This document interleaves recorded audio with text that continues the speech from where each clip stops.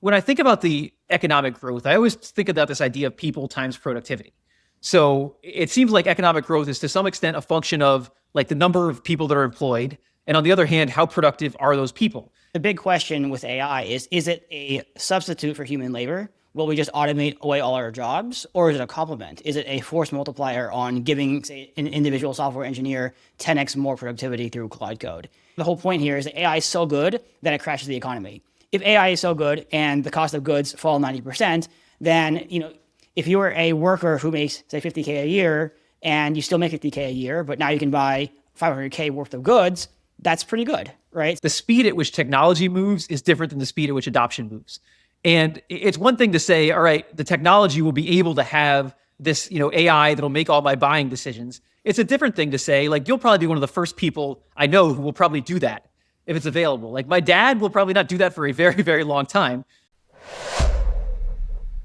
So, Kai, I think it's fair to say this Citrini post has kind of taken the investing world by storm. Like, I saw there was like a Bloomberg headline, which was basically like market crashes or whatever due to Citrini post.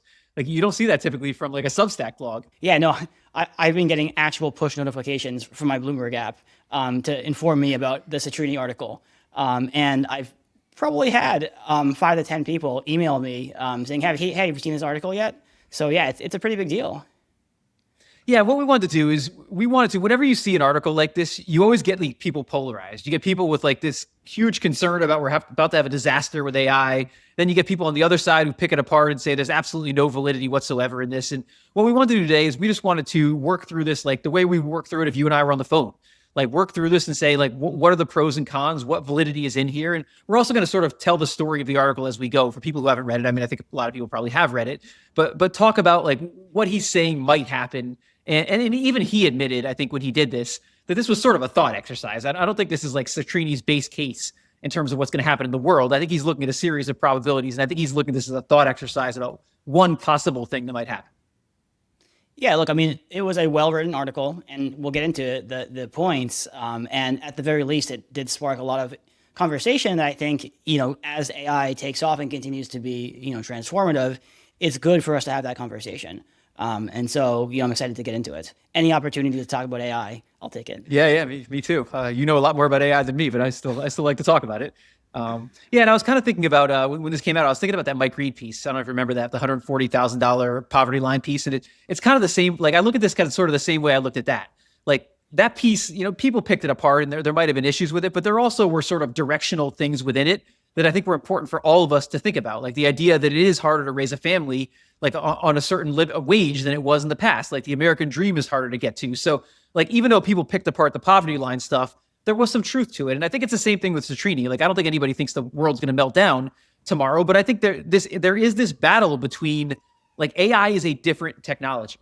And so some people might view AI as something that's going to enhance workers. And if you look at Citrini's ideas, maybe it's something that would replace workers. And if it does that, there's all kinds of ripple effects through the economy. So I think it's just important to think about it that way and to say, even if it's not this extreme, maybe we get a reduced version of this, and we all have to think about it in terms of the way we're investing. Yeah, I think that's right. I mean, again, like I wouldn't say it's my base case for what happens here. I think most folks and even Citrini himself, I assume, would say this is a kind of tail scenario that, it's worth considering and is potentially more plausible than others are willing to concede. And I think directionally, by thinking about some of the points that are being raised in this article, while, as you point out, they are obviously very extreme scenarios, some of the kind of underlying mechanics are not wrong, right? They likely exist probably in smaller size and may be kind of counterbalanced by other forces in the economy, but are certainly worth considering, as investors and economists. So as we talk about it, we'll start at the beginning, which is he's kind of starting with where we are now, and this thing he calls the euphoria phase, which we've sort of seen in the markets. Like everybody's all pumped up. I mean, maybe not today, but in general, everybody's been very, very excited about AI and what it might do. And what's interesting about it is, Citadel wrote a counterpoint to this, and they pointed this out in their article. Like we haven't seen a ton yet in terms of actual impact in data. Like Citadel may have committed somewhat of a chart crime, I guess, with I'll put this chart up. And then maybe I'll have you share your screen after so you can show me the other chart. But Citadel had this chart about software job postings. And they were basically saying they've actually been a little bit up. But I think when you looked at that, maybe that's not the case. But either way, like software job postings have not changed dramatically, at least yet, because of AI, right? Yeah, and I think more generally, if you step back and ask how is AI impacting the data, right? Whether it's the labor market data, productivity, any of these things, you're not seeing it yet. Now that doesn't mean you won't see it over the next 2 years or longer. But at least I think it's fair to say that we're not seeing massive dislocations either way from AI so far. Yeah, and we see it in productivity. Although you and I, we talked before we started, like productivity is almost impossible to measure in a technology age. So like you can't necessarily trust the productivity data. But we're not seeing anything. We're not seeing mass layoffs. We're not seeing like massive economic growth boosts. We're not seeing anything yet. But we also have to know that obviously economic data is backward looking. So by the time we see that stuff, probably a lot of other stuff will have happened in the stock market. Yeah. So I want to start with maybe a framework of how I think about this, and you can tell me whether this framework is like solid or not. But when I think about the economic growth, I always think about this idea of people times productivity. So it seems like economic growth is to some extent a function of like the number of people that are employed, and on the other hand, how productive are those people? And I think it's interesting to think of AI from that perspective, because you could argue AI has sort of different effects there. Like on the number of people employed, it could actually ultimately have a negative effect on that part of it. But on productivity, people expect it to boost productivity, to have a positive effect. And so I just think as we consider this article and all the different impacts, it's interesting to maybe keep that framework in mind. Like, how does this affect this people times productivity thing? Yeah, and this goes back to what you were saying, initially, which is the big question with AI is it a substitute for human labor? Will we just automate away all our jobs? Or is it a complement? Is it a force multiplier on giving, say, an individual software engineer 10x more productivity through Cloud Code?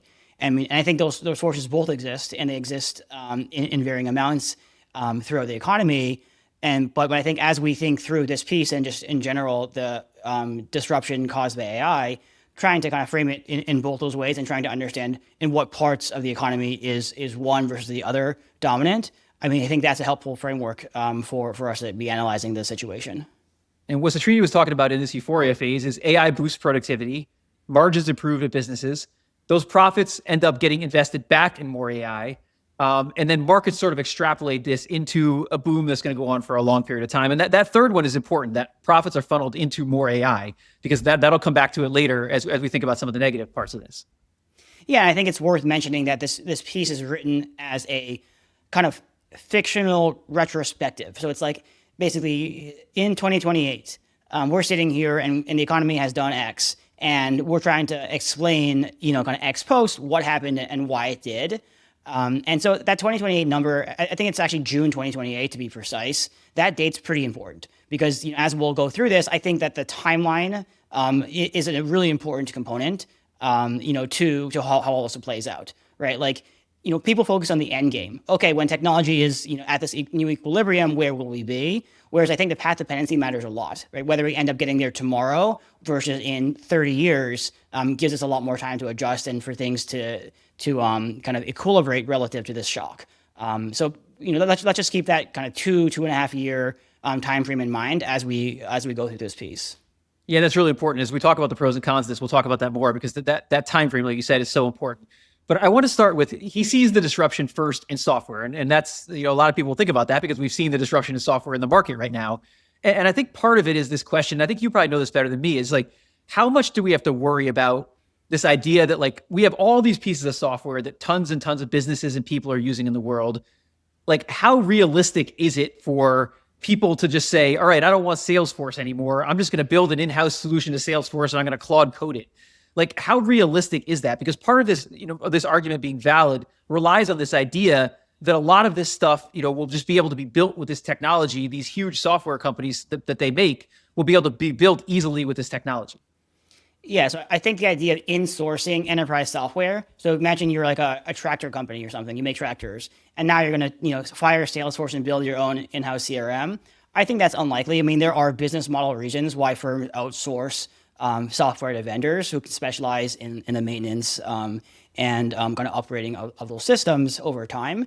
But I think if you step back, they are making a fair point, which is that with AI coding tools like Claude Code or Codex, software engineers are significantly more productive. And therefore, to produce a fixed amount of software, you need a lot fewer workers.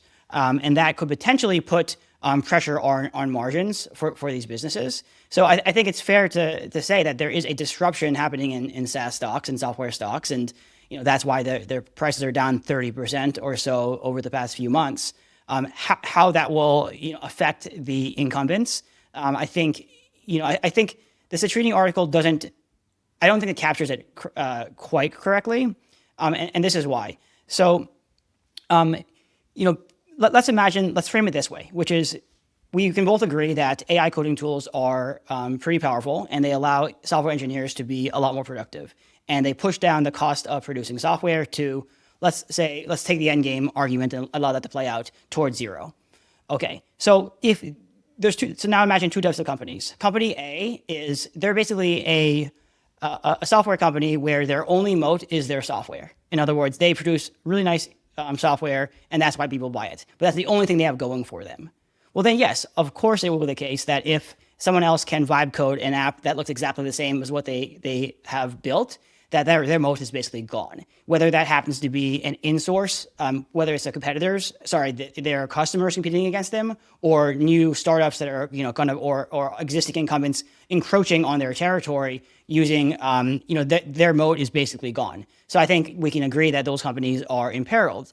But now imagine the second type of company, which large enterprise, let's say a CRM company, right? And they have these big Fortune 500 companies as their customers. Well, it's not that they have the best user interface. In fact, most of these, kind of larger incumbent firms have pretty poor user interfaces, especially compared to the startups that try to compete with them. Right? These larger firms, their advantages are not their code. It's actually the other stuff. It's I focus a lot on intangible assets. I think a lot about intangible moats. It's the brand equity of these firms. You don't get fired for hiring Salesforce. It's the customer relationships, the distribution, the lock-in, the switching costs, the network effects in some cases. That make these firms so powerful. And if that's the case, it's almost the opposite, right? Where it's like, well, these guys will have their customers no matter what because of these other reasons. And hey, guess what? They used to have to spend all this money on software engineers in order to support and maintain and upgrade the software. Well, you can now cut your workforce in half. And that's helpful, right? That means that their cost base is much lower and they manage to maintain their revenues in this hypothetical scenario. So I think you have to think a little bit more about the exact competitive dynamics of each industry, because I think both these scenarios are plausible. But again, it's going to be very case by case, depending on what the kind of the competitive dynamics of each of these businesses. Yeah, to your point. I mean, I don't think Ford is going to vibe code their CRM tomorrow. And if they did, who's responsible for when this thing crashes or when it falls apart, or there's a value to having a sales force sitting there behind the whole thing. Right. I mean, I think that's the liability point, which is, in all these professional services, whether it's, hiring McKinsey to CYA or hiring a doctor or, who can use their medical license to stand behind the work that their AI tools may produce. Right. I think across the economy, you need someone to be able to sue. You need somebody to blame when things go wrong. And, that's, part of the business model reason why, why this exists and why humans ultimately, at least, need to be behind the software or any of these tools being created. But one of the things I thought was interesting in your point here about the idea that these things are much less expensive to build than they used to be is part of what he got into the article, which is the idea of software firms lose pricing power. So I am wondering, will there be big compressions in margins? Some of these software programs are really, really expensive. And if they're cheaper to make, if they're cheaper for other people to make, if they're cheaper internally to make, do we start to see margin compression inside of software? Yeah, so I think we're asking two different questions. The first question is there will there be new winners and losers, right? Is there a distributional shift where potentially the incumbents lose against the new entrants or their own customers competing against them? My general view is that I think the incumbents are incumbents for a reason, and that reason is not necessarily their software skills. But I think you're raising a second point, which is the overall pie, right? Which is the overall software sector as opposed to the rest of the economy. Right, obviously that's been a growing sector. Now that this disruption is happening, will that put downward pressure on margins? Right? I think this is where the Jevons Paradox idea comes into play, right? So this is the idea that, when the price of a good falls, intuitively the first order consequence is that should put negative pressure on margins. But, there's the potential counter argument that maybe it's the case that there are so many apps that people want to create that they cannot because it's too expensive to create it.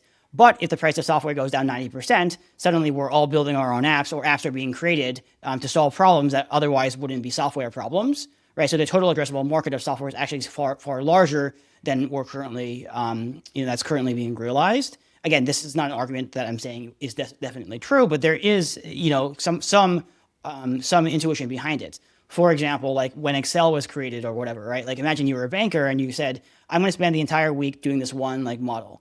And then Excel comes out and you're like, wow, I can do this model in one day. Well, in theory, you could, cut your work hours down, 80%. But what actually happened, as we know, is bankers still work 100-hour weeks. It's just that they make 5 models now, right? So, the fact that these tools create more productivity and efficiency, may just lead to an increase in quantity, even though price falls. And that kind of is an offsetting or even perhaps dominating effect.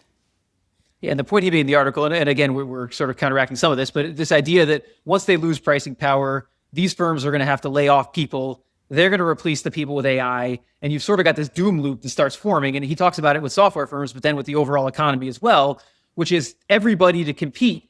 As we start, as this problem starts to come, to compete, you have to use more AI, and you have to lay off workers, and then your competitors are doing it. And it just creates this circle that doesn't end. Yeah, I mean, look, it's an interesting dynamic, and I think he does a really good job like laying it out. I think it's something that is worth considering. I think that there are mechanisms that could serve as brakes or governors on this loop actually forming in reality.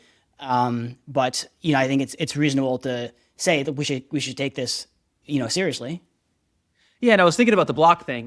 We just talked about that. Just happened yesterday. Block, I think, was it 40% of their workforce they're laying off? Yeah. Yeah, and I do wonder, like, is that start? Because one of the things Jack Dorsey said when he did it is he expects everybody to have to do this, or a lot of firms in his space to have to do it, and he wanted to do it all at once, and he wanted to do it quickly. And you do wonder, do we get some sort of situation where? Because one of the things I think we learned even before AI, like when Meta had their huge job cuts, like there was not a huge negative impact on Meta's business, or, Elon Musk ran Twitter with whatever, 20% of the workforce or whatever that was there. So there probably is a lot of bloat like in these technology jobs. And so the question is, with AI and combining all that together, do we start to see more and more of these tech companies say, I could do this with way less people? Yeah, I mean, I think in his case, there might be something specific going on. It's possible they overhired during the COVID period, and, they're just too slow to downsize. And, I'm not saying that this is going to be him specifically, but we do know it is a fact that, a lot of CEOs will use AI as a cover in order to do layoffs, right? They want to lay off employees anyways, because either their business is struggling or they realize that they just overhired to begin with, and they just blame AI. It's an easy scapegoat. But I do agree with you. I think that AI productivity, could potentially lead to lead to software job losses, assuming it is the case that there is not a corresponding increase, the Jevons Paradox, in demand for software. That could certainly be the case. I mean, I think the fact that the Dorsey layoffs happened like the same week as the Citrini article is kind of interesting. I mean, and it may be intentional on his part to use this as, again, cover for something he knew he had to do at some point and just get it over with. But it's not clear to me that what happened at Block is systemic and that it's representative for the rest of the software and broader economy. But we also have to keep in mind, like, tech jobs are certainly important to the economy, but the vast majority of people are not working at Meta. I think tech jobs, it depends on how you define it, but I think it's something like 10 to 15% of jobs across the economy are in technology directly. And obviously when you get to knowledge workers, it's much broader than that. But this is not like, they make a lot of news, but the vast majority of people work for small businesses and do other things, and they're not like working for Google. Right. That's a good point. So this next section was when friction went to zero. And one of the interesting premises of this, and I wanted to talk it through with you, is this idea that eventually we're getting to this point now where we are trusting AI effectively as like our buying decision maker. Where instead of me deciding, I'm going to buy this airline ticket from Delta, or I'm going to buy this from this person, or, I'm going to use Uber or Lyft, like I've got this agent that's just making these decisions for me. And this agent is basically just price. All they care about is price. They're just buying whatever's cheapest. So, like, what did you think about that idea? Well, first of all, I think it's pretty cool. I mean, I spent Yeah, if it ever happened, right? several hours over the weekend booking flights, which was kind of a waste of my time. And so, yeah, having a personal assistant that could just go around and do my shopping for me would be really nice. Now, but obviously the question is, I guess, more, do we think that it will compete on price? Do you think it is the case that it will, break down all of these moats that that these companies, such as like the bookings or DoorDashes or real estate agents is the other example, right? They have. I mean, I thought it was actually quite interesting that he picked DoorDash as like the canonical example as to how, with these price shopping agents, we'll be able to disintermediate DoorDash. But I think that, almost perfectly, I think it's a really interesting choice of an example because, in my mind, DoorDash is almost like the best counterexample to the idea that we can disintermediate this with AI, right? So what is DoorDash? It's not like a fancy app. Like the DoorDash app, like even before AI, it wouldn't take that much time to put together a competitor that looked just as nice, if not nicer, than the DoorDash app. The reason the DoorDash app is worth billions of dollars is because of the network effects that they built. Right? They've managed to put together a three-sided marketplace between drivers and restaurants and consumers, which is a really, really hard thing to do. I mean, even just creating a two-sided marketplace is really hard, let alone three. I mean, imagine trying to compete with them. I mean, Uber Eats was like really the only company that was able to do that, and they already had two sides put together. All they had to do was build that third one.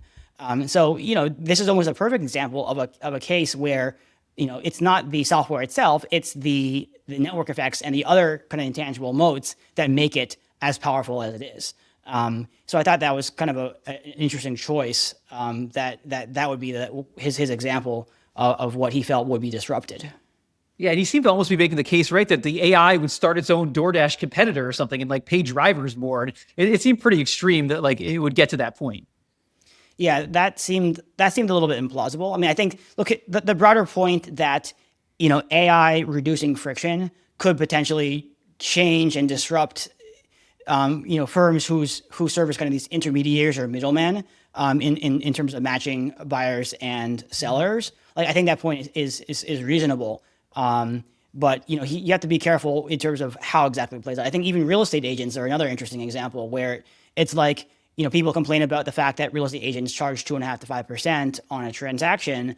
But like, when the internet came around, we have Zillow now and Redfin, like that model still exists. So in a way, it almost, again, serves as a counterpoint to the idea that technology and the internet or AI, are able to instantly displace a model that's been around for a long time. And maybe it is the case that people do value personal relationships and handholding in terms of the actual purchase of, a home, which will be the largest asset that most people own. Yeah, he ended up picking like some of the places that have been the hardest for technology to disrupt. Like he talked about MasterCard as well. Like that technology has basically done nothing to that. Like real estate transactions, the same thing. Like I don't know if it'll work or not, but obviously there's a bunch of barriers that have prevented that from happening if it hasn't happened already. Right, and the barriers are not software related. Right, if the barrier is software related, I understand why we have a problem. I don't know if that is the case here.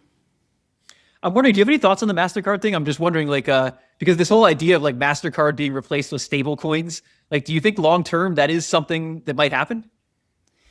Look, I think I'm a fan of stable coins. I think that it's an interesting technology, and certainly will put pressure on these companies. Now, many of these companies are themselves adopting the technology, and that's another point that should be made too, which is, okay, so you're Salesforce, the CRM, and you're getting pressure from, AI native competitors. Why don't you but you could also put AI into your own product and embed it there and, use your distribution across, thousands of large companies to cement your advantage, right? Like it's like, we talked about this, Jack, Gemini and Google, they kind of came late to the game, but they have distribution through, the entire G Suite product that gives them a pretty big advantage.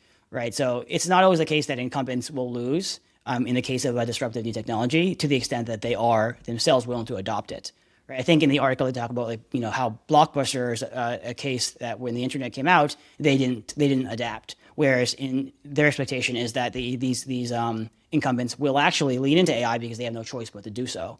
Now they think that will be a futile and kind of too little too late. But I'm not so sure, because I do think that the incumbents do have advantages that smaller businesses or startups don't have. And there also are reasons, even if I'm using an AI to make my purchases, there's things I'm going to tell that AI to use besides price. So like, for instance, if I'm on like Delta's Sky Miles program and I can go in that like fancy lounge before I fly every time, like my AI is going to be aware, don't just pick the cheapest flight and have me like on, a Velo or something. Like I'm going to go on Delta. So like that part of it is going to come in. It's not just going to be a price-based decision, even if AI is making it. Right, and also the underlying data. Where are they getting the data from? If it's like the inventory that a travel aggregator has, right, in terms of hotels or any of these things, like the AIs need to plug into an underlying data source, and those things are already pre-built. It's a lot easier for the AI to just price compare Uber versus Lyft, as opposed to say, oh, I'm just going to build my own network now and like just cut them out and go straight for the random driver, in Brooklyn or whatever. And I think it's important to make this point now because it's one we'll talk about later too. But this idea that the speed at which technology moves is different than the speed at which adoption moves. And it's one thing to say, all right, the technology will be able to have this, AI that'll make all my buying decisions. It's a different thing to say, like, you'll probably be one of the first people I know who will probably do that if it's available. Like my dad will probably not do that for a very, very long time. So part of the premise of this was like in mass, people were using these AIs to make pricing decisions. And that's probably a long way in the future. Yeah, I agree with that. I think if you look at the 2028 time frame for this, I mean, that is very aggressive. Even if the technology is good enough by then to do that, which it's not yet, but let's imagine it were, it's always the case that adoption happens with a lag. There's the early adopters, and then kind of people, the S curve forms, and then your grandpa or whatever will come at the end. And on the business side, right, in terms of enterprise adoption, is even slower. It takes a very long time for even startups to change their business models, let alone enterprise companies. Right? Anyone who's worked at a large company knows that it's a multi-year process to make even to switch into CRM or any of these things, just because there's so much institutional inertia against any of these things. So yes, you're absolutely right that the speed of this diffusion is not always the same as the speed of technology. A lot of folks out in the Silicon Valley are too in the bubble, kind of focused on the pace of technology, which is pretty impressive, but are kind of ignoring the friction around the actual adoption through the real economy, and that is a multi-year process. I think it would be. And there also are some things, and I know you were talking about certain things you don't like to buy, but there are some things that people actually enjoy being part of the buying process. Like I was just taking my daughter yesterday, and she was picking out shoes, and she was like, she loves like going and looking at all the different shoes that are available, and like. There's a lot of things people just aren't going to, they have personal preference. They like to have their hands on it. There's a lot of things people aren't just going to hand over to AI in terms of their purchasing decisions. Yeah, I think that's right too. And the only other point I want to make in terms of the speed of the technology, and I'll put up this Gavin Baker tweet that you and I both saw. The other idea is even if the technology like is capable of moving fast, we are constrained here, right? We're constrained by compute. We're constrained by power. And Gavin Baker's point here was like, even if this is a feasible outcome, we're a lot further out than 2028 or even the 2030s in terms of when there's going to be enough compute for this to actually happen. Right. So that's right. So even if technology were good enough and there was the will amongst corporate America and households to adopt this overnight, it wouldn't even be feasible because we'd require one, maybe two orders of magnitude more compute, which we just can't build. It's just not possible. Yeah, in a separate thing, he had another tweet he wrote where he was saying, my best guess is that we would need roughly 1,000x more compute for the unlikely hypothetical scenario described by Citrini to be remotely possible. And the time it takes to get us there will give humans time to adjust and maximize the many potential benefits of AI. So that's what we were talking about before, which is what you mentioned at the beginning, which is the more time this takes to play out, the more time we're going to have for these adjustment mechanisms to kick in.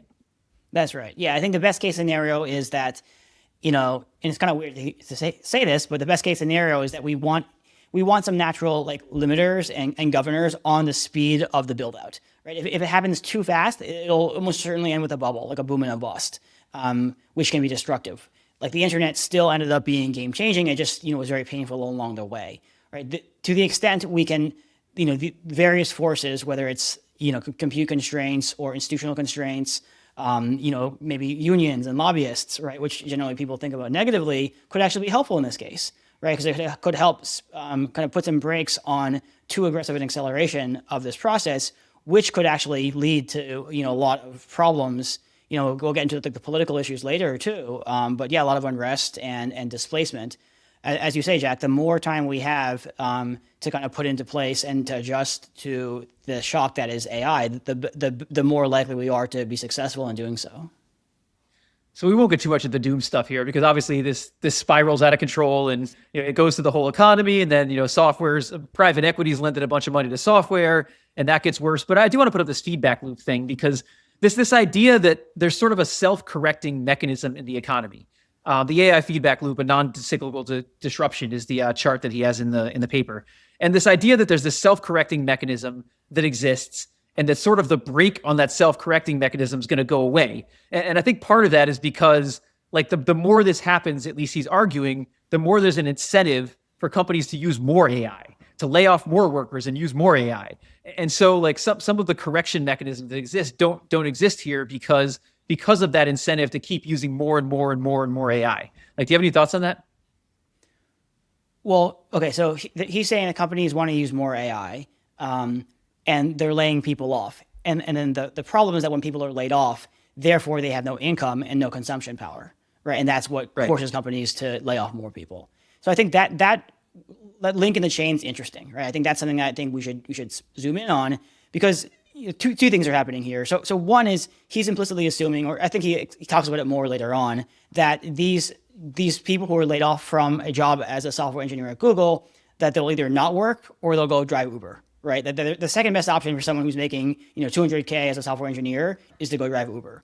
And I think that kind of ignores the kind of part of the creative destruction process, which is that, like, all throughout history, it's been the case that jobs have been destroyed, but others have been created.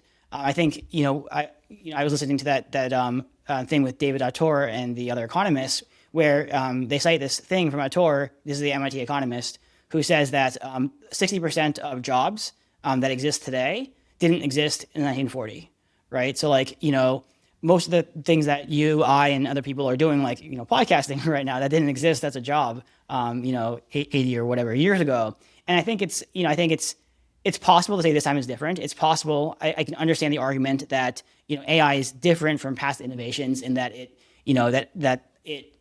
dominates what humans have historically been our best feature, which is our intelligence.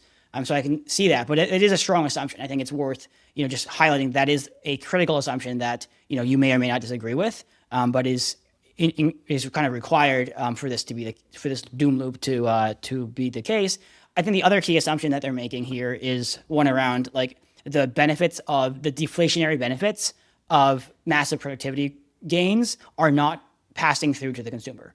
So in other words, if it is the case that AI makes us X times more productive, right, that should, in theory, drive down the cost of all these goods, right? So the cost of consulting services down 90%, tax services down 90%, healthcare, pharma, go through the entire list, right? The whole point here is that AI is so good that it crashes the economy. If AI is so good and the cost of goods fall 90%, then if you were a worker who makes, say, 50K a year, and you still make 50K a year, but now you can buy 500K worth of goods, that's pretty good, right? So that doesn't necessarily mean that you will be in a position where you feel like you need to cut back spending, thereby driving down the margins of companies, thereby forcing more layoffs. So I think there's a couple, like, links in this flywheel that are making very strong assumptions that, again, may or may not be the case, but I think it's worth thinking through and just interrogating each of these pieces, and just so that. Again, it's a very clean narrative. The piece is very well written and very persuasive, but I think you have to just think through a little bit of what assumptions are being made underlying the narrative. And this is one of the challenges too, because AI probably will, or definitely will, create new jobs. The question is, like, it's hard to imagine, like, when you thought about it, like, computer was a job at one point. For somebody who actually did that, like, it's hard to imagine what those jobs are when you're sitting where we are today, because a lot of the jobs were created by other technological revolutions. You didn't really see what they were going to be. And so we can see, like, the hard job loss, or the potential for the hard job loss, and we can't see what gets created. And so I think maybe that makes us too pessimistic some of the time. I don't know if you agree with that. Yeah, I completely agree. I mean, again, as you say, it's easy to see the jobs that we know exist no longer existing. It's very hard to imagine the future jobs that will be created. I mean, it's hard to imagine the future. It's easy to think about the destruction that will occur in the world that we currently occupy. And so I think there is a bit of a bias there, whatever it's called, that does tend us to be a little more overly pessimistic when it comes to this kind of creative destruction of jobs issue. How about the thing you mentioned about intelligence, though, and about this is different because this is effectively able to almost do everything a human being can do, and not physically yet, but maybe physically in the future. Like, does that make it different? Does that mean that it's going to be maybe the short term pain is going to be harder, or like it's harder to figure out what jobs could even be created because this can just do all the jobs? Like, what do you think about that? Well, look, I think the ultimate solution, if that is the case, is government intervention, right? Is UBI, or, I think they mentioned in the article, we all get a share of sovereign wealth fund. So we're all, capital owners now. I know Trump's doing that already in a small scale.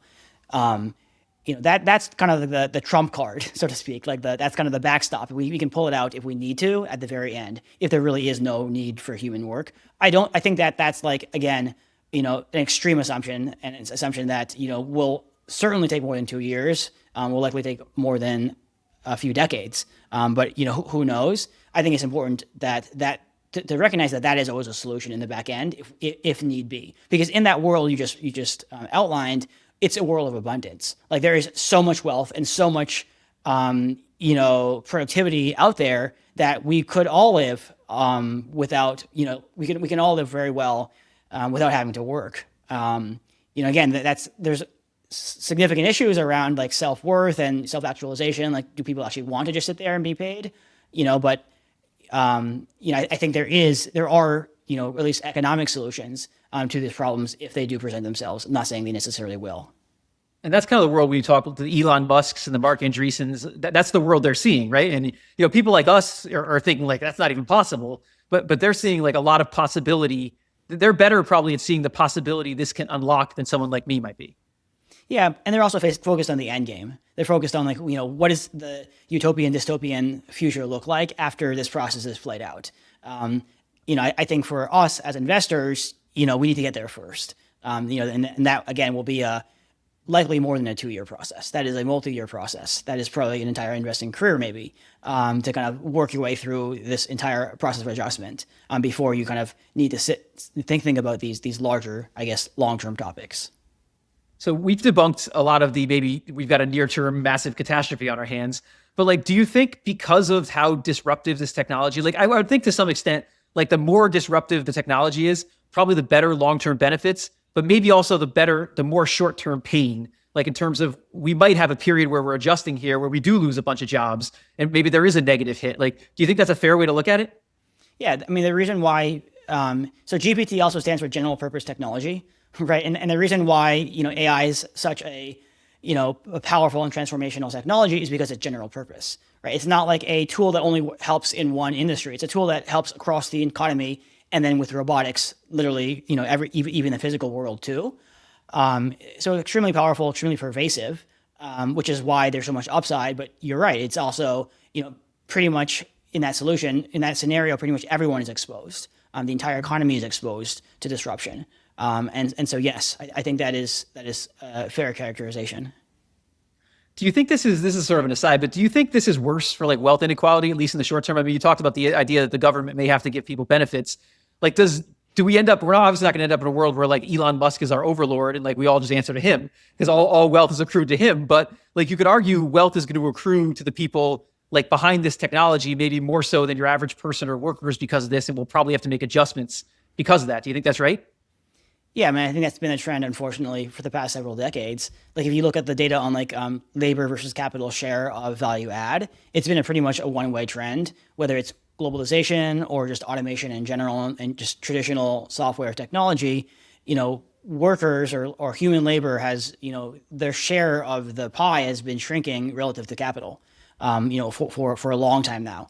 And I think it's quite likely that, AI accelerates that trend further. Right, the owners of the AI models, right, or even on the human capital side, the folks who know how to operate the models, as opposed to those who don't. There's going to be dispersion there too, right? So there's dispersion at kind of all levels. There's like, if you're a tech worker and I'm like a AI tech worker, right? There's going to be a massive dispersion amongst our incomes, and then all the way down through the economy. So again, there's going to be winners and losers, unfortunately, and as there are, and so I think that there is all else equal, more need for something to be done. I'm not saying it's like redistribution necessarily, but I think, and part of the reason, I mean, to the credit of Citrini, like part of the reason for this piece is that was to to create this doom scenario with the idea that it would hopefully stem some sort of response amongst policymakers, economists, and investors. How do we think about solving this problem, right? Like let's make these issues very acute, even if we're kind of overselling the point, and then try to think through what are the solutions that could potentially come into place to help address and ensure that these scenarios don't actually transpire. Yeah, to his credit, he did say at the end, like, we still have time to adjust. Like, he was saying, like, this is not some like high probability scenario we can't get away from. This is something, and I think these pieces, like, I know people bash these doom pieces all the time, but I do think this is useful. Like, for me, like, I know a lot more now about like I've thought a lot more about how this AI might play out. And sometimes like throwing a really extreme scenario out there, like makes you think and sort of back into like a middle of the road scenario. So I think for me, it's been helpful in terms of, as long as you don't take it as that and you don't go out and start panicking, like if you take it as something that... The problem is that people actually did do that, right? Didn't all no, the that is the problem. Down, like the stock market, the Bloomberg headlines and like I'm just as an aside, like I've been surprised that like I said this even before we started recording, like the number of people who have written responses to this, like Citadel, we mentioned before, wrote a response, like Jeremy Siegel's out with a response. Like this was something that hit a nerve with people because like some very big name people have felt the need to sort of, Noah Smith was as well. Like people have felt the need to combat this. So obviously this is kind of a hot button issue for people. Yeah. And in a way, that's the most valuable takeaway from this piece, which is, first of all, no one knows anything, that we're all trying to figure this out, and the opinions can, vary wildly on this topic. And second, like the market's on a knife's edge, right? I think people are, legitimately, because of this uncertainty around how AI will play out, when they see something, they panic, which is not good, of course. But I think it does highlight this larger dynamic of kind of where we are in the cycle. I mean, I wish I had written my Substack would have way more followers. I can only imagine the number of Substack followers that have come from having a piece that this is widely read. I mean, I think like a Fed governor, right, responded to this, right? I think it's pretty crazy. Okay. Yeah, I think Waller had a response to this. So it's insane, like how far it got. But as we wrap up here, I just wanted to, for like the last third of this, I just wanted to maybe go through the arguments for and against this. Because I think we've touched on a lot of them already, but I think it's helpful for all of us when we think about this to think about like what are the arguments in favor of something like bearish like this, even though we all agree it's probably not going to happen this quickly. And then what are the arguments against it? So I think one of the arguments in favor of this is a different technology, and this is really the first technology that's replaced a human being. And if it's the first technology that can replace a human being, then we can have all kinds of problems related to unemployment and other things like that we haven't seen with other technologies. So what are your thoughts on that? I agree with that. I think that there is an argument that it's a little bit different from past technologies. And so just looking at the historical data isn't going to give you a accurate read on how things will play out. I think related to that is the fact that we have lived through a very nice cycle, especially in software stocks. Multiples are pretty high, profit margins are pretty high. And disruption can, when things are really good, disruption can only make things worse. Or let me to put it differently, like there's a lot more downside than upside potentially to the extent we don't get things right. So I think that there is that piece as well. It's funny how like you sort of see, like when you look at history, you see like these big dominant companies, and at the time people thought there was no way they would ever be disrupted. And like you see that in the past and what happens, but then you can never see it like in the current time. You look at the dominant companies and you're like, they can't be disrupted. But I think that's part of the lesson of this is like, so for instance, Google search. Like I was like, if you asked me like 10 years ago, it's like, there's no way, or 5 years ago, whatever, there's no way anybody's ever disrupting Google search. And then AI comes along and it's like, wow, the Google search is like a threat. And the same thing with the software companies. You're like, Salesforce is like the bulletproof company. Nobody's gonna ever touch it. But we never anticipate what these new breakthroughs could be that actually disrupt things that we think are undisruptible. That's right. And I think going back to, the whole point of the article was, is it possible to be an AI bull and think that AI is a technology will be so dominant, yet to think that could actually lead to a worse outcome for investors? Right? I think that overall premise is quite interesting. And I've argued this in the case of the hyperscalers, where I've said, like, they're kind of inventing the technology, but they're kind of positioning themselves as utilities, right? Which is not where the profits accrue historically. And in a way, like what Citrini is doing is making that same argument, but even more broad across the economy.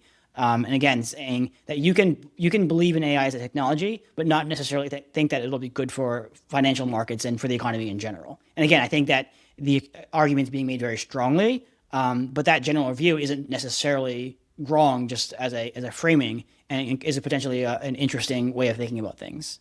Yeah, and that gets kind of into the second argument I had here for his piece, which is the idea that AI will replace jobs rather than enhance workers. And I think that's maybe the big question here is how much of this AI is going to enhance workers and make us all better off, and how much of this is going to take over for workers. I think that's a huge question we all have to try to answer, and the answer is probably somewhere in between, right? Yeah, and I think, again, this is something we've discussed, which is that a job is a bundle of tasks, right? So on a day-to-day basis, I do a few different things. I send out emails, I like do some coding, I'll like do some research, I'll talk to some clients, I'll hop on and talk to you, right? And like, if you think about it that way, then like, certain tasks that I spend time doing, I no longer have to do, or I can do it in a fraction of the time. Like coding is a lot more efficient now. When I used to spend my time like scrubbing data or scraping websites, that's pretty much a solved problem too.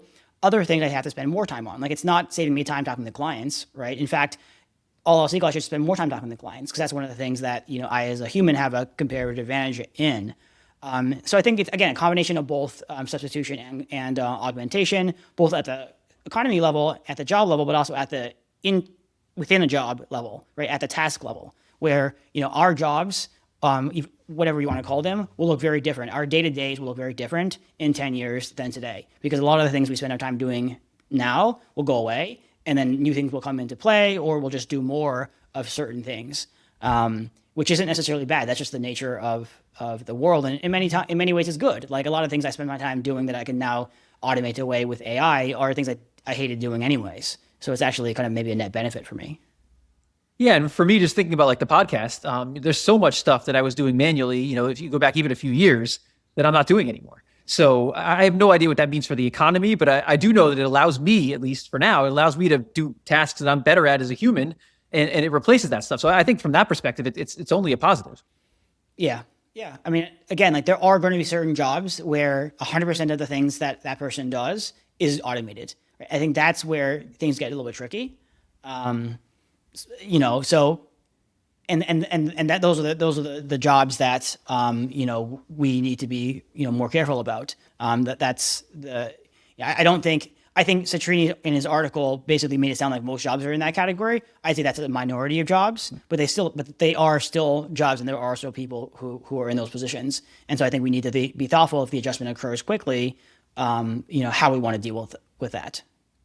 Yeah, I was just driving around the other day and I was thinking about like all the jobs you see as you're driving around. Like you see a store, you see a plumber's truck, you see an electrician. Like those types of jobs are not going to be disrupted by AI for a very, very long time, if ever.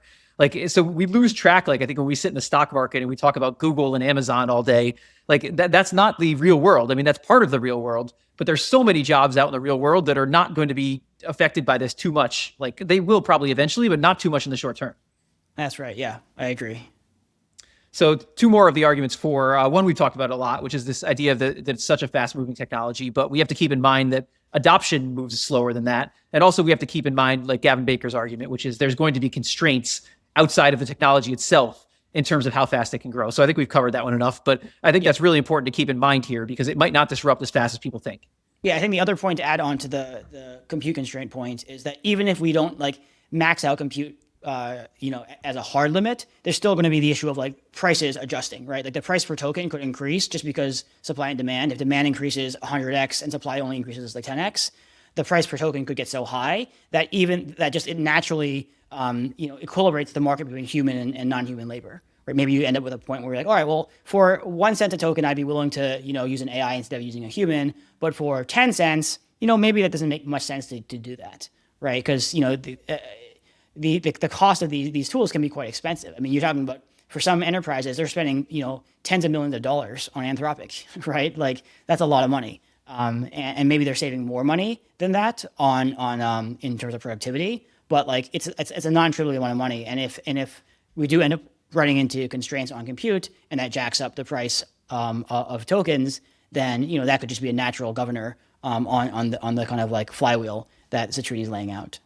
That's really interesting because I've been watching This Week in Startups with Jason Calacanis, and he inside of his own business, he's gone like crazy aggressive on this. Like he's got OpenClaw and they're doing all kinds of stuff. And one of the points he made is that this idea that he has to now balance the cost of tokens against the cost of employees. So it's not like this is costless. It's not like when you're using AI, there's not a cost associated with this. And he's running on massive costs on tokens. So it becomes like this balance against labor cost that you have to consider as you're considering what to allocate to which one. Right. Yeah. I mean, in the same way people route the different models, they say, hey, this is a pretty difficult problem. I want to use the highest end model for this one. And this is like a lower end problem. I'm going to outsource this to like a cheaper model, right? Like you can add, humans, I guess, to that. They're like the highest end model or something, at least the most costly model right now.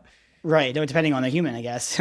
Yeah, I guess that's true. Like I'm only going to buy an hour Not if it's me. of like, Einstein's time or whatever, Right. If I really need it. Maybe we'll all price ourselves in tokens, Kai, down the road. And the smartest people will price themselves the most, and I'll be down towards the bottom, pricing myself somewhere down there. And you'll charge more for like the best hours of your day. You're like, if I'm just like sitting around like on my phone, like on the train anyways, yeah, I'll do some like low end tasks. But if you're taking up my 9 to 12, Monday morning time period, that's going to be expensive.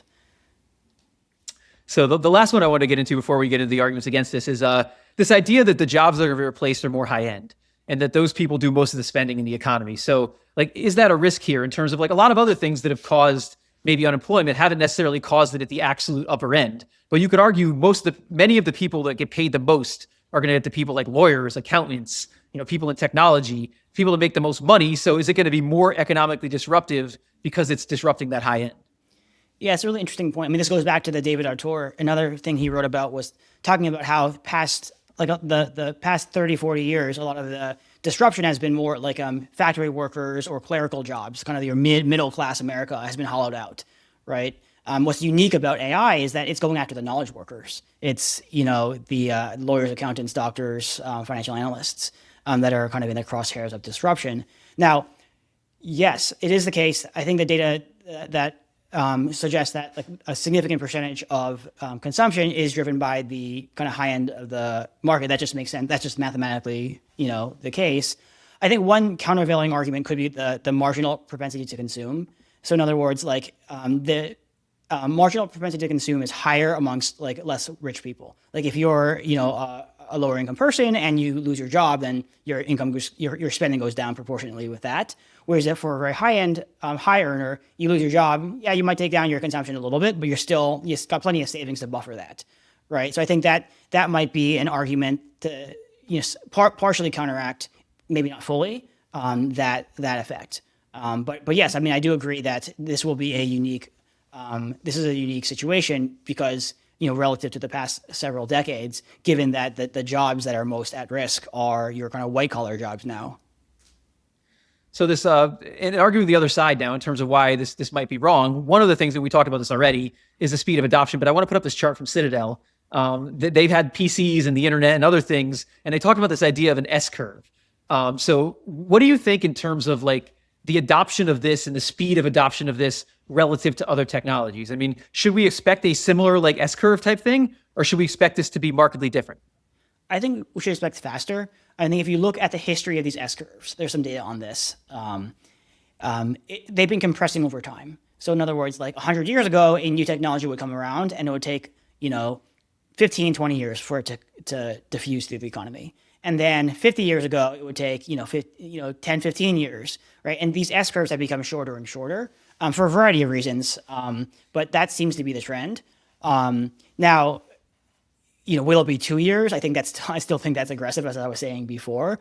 But yeah, I mean, I think that AI is a powerful technology, and there's competitive reasons why in the capitalist system it should be adopted. Right? If I adopt it and my competitors don't, then they're going to like lose market share.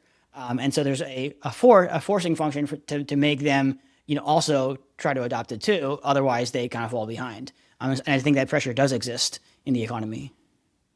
What do we know, and this is another chart from the Citadel, about the percentage of people using Gen AI, the percentage of people using Gen AI at work? Like they're saying that's not inflecting. So that's part of the whole thing is like those of us that use technology, those of us that are in these industries, we think differently about these things because we use them every day. Like your average person out there, like my parents are saying, whatever, the plumbing's not working. They might ask a question to AI about it. but it's not going to overtake their entire life. They're not going to install OpenClaw or whatever, like on the server they've got in their house, which they don't even have. So like, how do you think about this in terms of adoption, in terms of like people using this in their everyday life, your average person? Yeah, look, I think everyone's different, and again, we do live in a bubble because we are kind of quantitatively minded. We're kind of more tech savvy, I guess. But yeah, I mean, I would expect it to take a long time, and it may even just require kind of a generational turnover and handover of companies and such for these things to be pushed through, right? It is the case that even Gen Z, I'm assuming, is more tech savvy than our generation, and that's just the way these things play out. And then again, that the human preference for just kind of doing things the way it's been done, with your father or whatever, that's just kind of another natural limiter on the speed of diffusion. So the last argument here we'll talk about is this idea that the labor market's not breaking. And we talked about that before, but we are not seeing this. Citadel made that point. We're not seeing anything in actual labor market data yet to indicate anything close to this. Now, that doesn't mean labor market data is backward looking. It's notoriously not great. We know all those things, but it is a fair point to say, like, even if you're looking at job postings and stuff, you're not seeing anything yet to indicate that this massive, disruption is coming. Yeah, if you look at job postings, you're definitely seeing a increase in the number of AI-linked job postings, of course, right? Companies are looking to bring in AI human capital to kind of meet and stave off the disruption or take advantage of the opportunity with AI.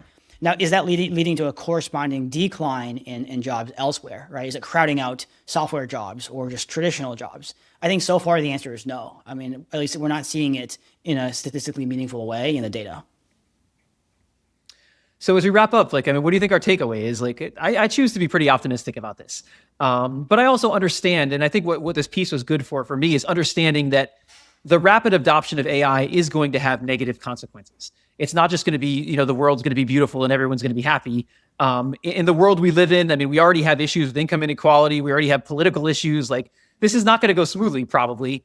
But I choose to believe that in the long run, this is going to be like the other technologies, and this is going to be something that's going to make our lives a lot better. How do you think about that? Yeah, I think any new technology has winners and losers, right? It creates disruption and creates dispersion, inequality amongst companies, amongst stock returns, amongst individuals, amongst workers. I think two things, I guess, which is at the aggregate level. Look, I think it's likely to be a net benefit. I think for all the destruction that occurs, technology is generally a net beneficial for society. So I'm optimistic as well that AI will help create more abundance and create more wealth.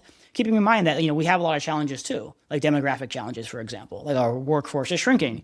We kind of need this in a way to offset some of the headwinds we're facing as a society.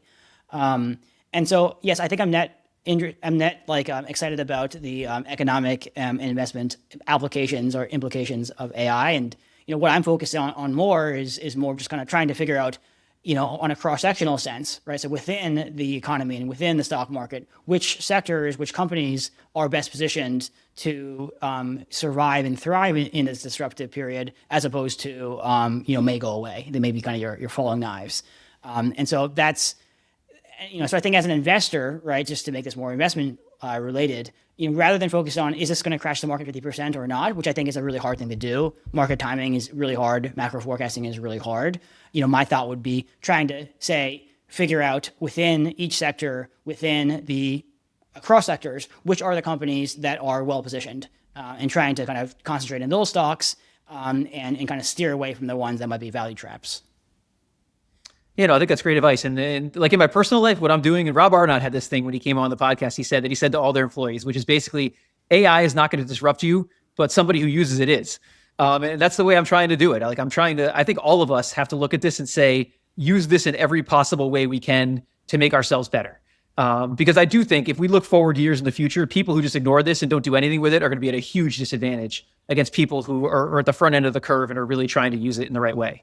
Yeah, that's right. So what we're saying is that, your investment portfolio should tilt towards AI, positive companies, and your human capital portfolio should also. That's right. You also want to steer your human capital towards things that will likely be beneficial in this AI world, whether it is protected things, so like, human empathy, let's say, or it's trying to embrace the technology, get really, really good at it, so that you can be the guy at your company who's like the AI whisperer, and like your boss who's like 80 years old or whatever is like, yeah, like I do things this way, but like you're the guy who like can help translate all this amazing insight from AI into my team, right? So I think trying to lean into understanding and being at the frontier of technology, it would be pretty cool. So I guess the idea is whether I want to or not, I'm making a massive bet on AI with my future. So hopefully it pays out for me. Hopefully it pays out. Thank you, Kai. I appreciate this. This is a lot of fun. I enjoy doing it. Yeah, this was cool. Thank you for tuning into this episode. If you found this discussion interesting and valuable, please subscribe on your favorite audio platform or on YouTube. You can also follow all the podcasts in the Excess Returns Network at excessreturnspod.com. If you have any feedback or questions, you can contact us at excessreturnspod@gmail.com. No information on this podcast should be construed as investment advice. Securities discussed in the podcast may be holdings of the firms of the hosts or their clients.